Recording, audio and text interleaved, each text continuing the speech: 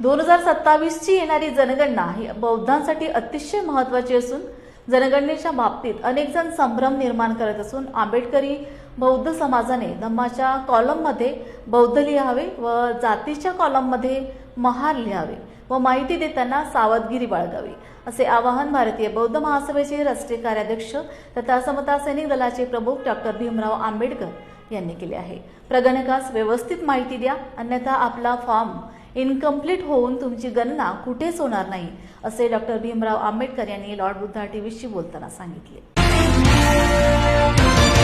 गेल्या अनेक वर्षापासून या देशामध्ये जनगणना झाली नाही। 2011 मध्ये जनगणना झाली, ती शेवटची होती।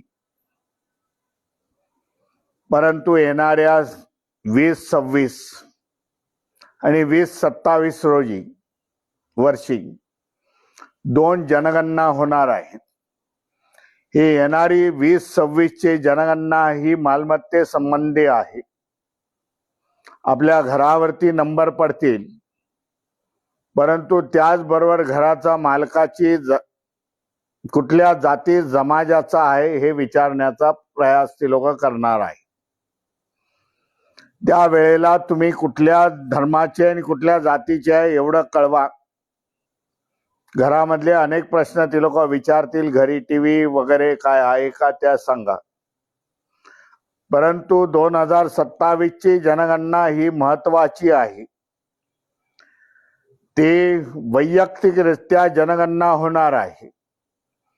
त्यावेळेला सावधगिरी आपल्या संपूर्ण आंबेडकर समाजाने बौद्ध समाजाने करायला पाहिजे। पूर्वीसारखे ते पेपर घेऊन येणार नाही, तर एक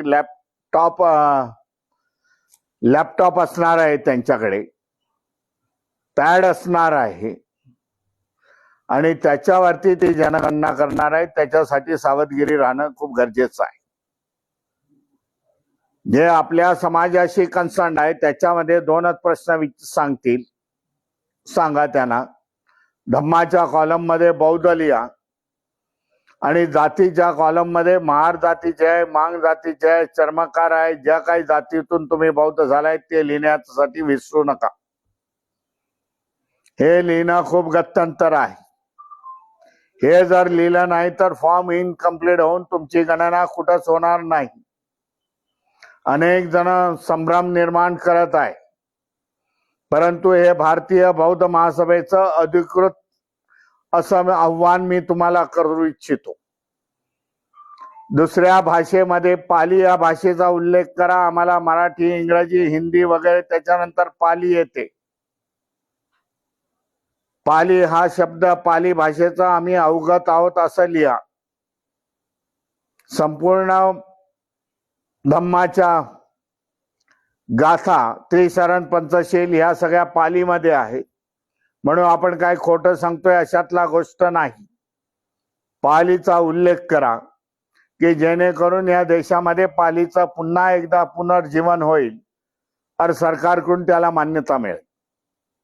नमो बुद्धाय, जय भीम, जय संविधान।